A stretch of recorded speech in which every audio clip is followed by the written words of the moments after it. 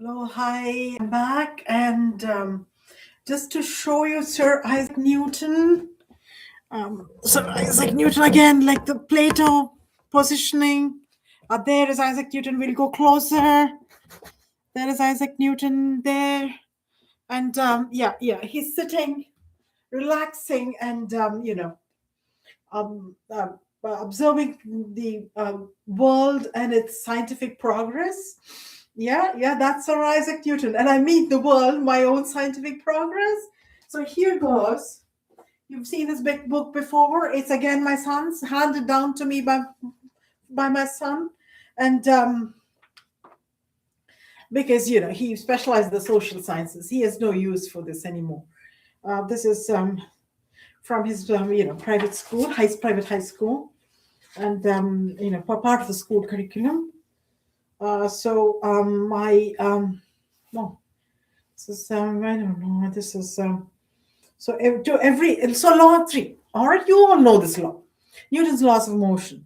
To every action, there is always opposed um, an equal reaction, or the mutual action of two bodies upon each other are always equal and directed to contrary parts. So that's that's part two.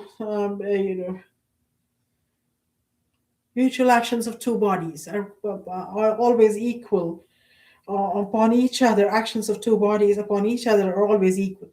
So that's correct. So but there's more of this, and I urge you to buy this book and read the whole interesting portion. So my thought is every action has an equal and opposite reaction. So I thought I would write, or maybe I'll take a blue one. All right, blue for Sir Isaac Newton. All right, blue. So I'm going to write. I'm going to do is, because my point is to you, Sir Isaac Newton, observing me from there, your soul present in my sculpture of yourself. That as a chemical engineer, I studied more of your calculus, both differential and integral calculus, and bringing in my own supervisor, who I always say has a Dr. Jekyll and Mr. Hyde side to him these days. He was back then kind of really what a professor, what the definition of a professor implies. But the other professors, as far as I gather, are still the same. But this man has developed a wacko side to him, completely whacked out of his wits. All right. So, sir, okay, I'm timing. It must be okay. I took 3 seconds. I paused.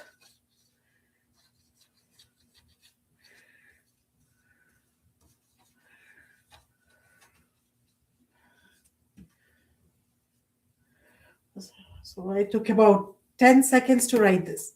10 seconds. So I wrote Sir Isaac Newton. All right, so 10 seconds. So if this was a tracer study, it would have said, the tracers would have gone through. So this portion of Octave Levenspiel, chemical reaction engineering. So this is more like, to study, and I have an experiment with this, with my coffee maker, the study of a tracer study. So, you know, um, so this would be an impulse function. All right, Sir Isaac Newton. So T naught is 0, and T is 10 seconds. So 10 minus T naught. So this is by definition the delta T minus T naught dt equals delta of T minus T naught dt is equal to 1. So this was 1. So I spent, the force I used would be, I would have to go to m into, some acceleration. I took 3 seconds for the first sir, so need sir. So I took 3 seconds of some acceleration. So so that should equal, the force I used should equal mass, the pen and a little bit of my hand. So 1 Newton, 1 kg meter per second square. So, or zero point 0.1 Newton, I think. So, so del of T minus T naught dt is equal to 1. So 1 would be 1 second. Right here, so that's the impulse function. So check out the impulse function. For those of you who don't have a book, or you should borrow it from your library. And to put this into, so that's the function. So this would be the impulse function. Or did I get this? Thought I got this. Didn't I peaked at some time and came down, or I just shot up from 3 seconds. So, or I had all three.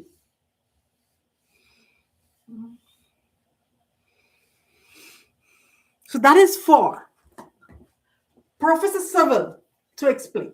All right. So I would urge you to contact Brad Sewell in the Department of Chemical Engineering and Applied Chemistry in the University of Toronto and ask him to elaborate at length what action. So my action was writing this. All right. So I must have taken at least a 0.1 newtons. 10 seconds.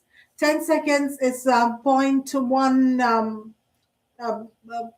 minute, 0.1 minute, and or even 1 by 60, 1 by 60 point, multiplying by, for 60 it's 1, for 10 by 6, 1 by 6, for 100 it's 1 by 6, 100 by 6, 100 by 6 is, so 100 by 6, we leave it at 100 by 6. All right, all this quick math goes back to my school and high school days. All the, since calculators entered our lives as engineers, we stopped being quick and clever at math. All right, so Sir Isaac Newton did not have a calculator. So, so this action of writing Sir Isaac Newton had an equal and opposite reaction. It wrote out Sir Isaac Newton. The pen, acted in that ink, and so that was my impulse function. So that is how. So to check if I'm correct or not, you need to talk to Brad Sewell. All right, or in lieu of the fact that Brad Sewell, has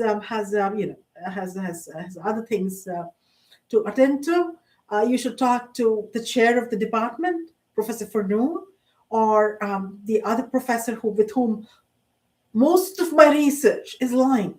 So I say he is God, and he says I'm God, or to me. So I can, but then Professor Furneaux says, wait a minute, not so fast. Who's God here at this time? You were the previous chair. At this time, you do not have power.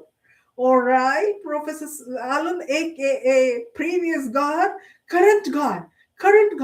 Professor Furneaux, or anyway, Professor Allen is also a current God because he has a lot of my research. All right, signing out, Gayatri Sitaram. Thank you.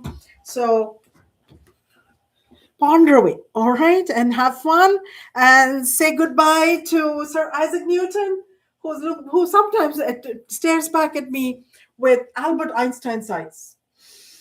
I have no idea why, but there you go. All right, thank you.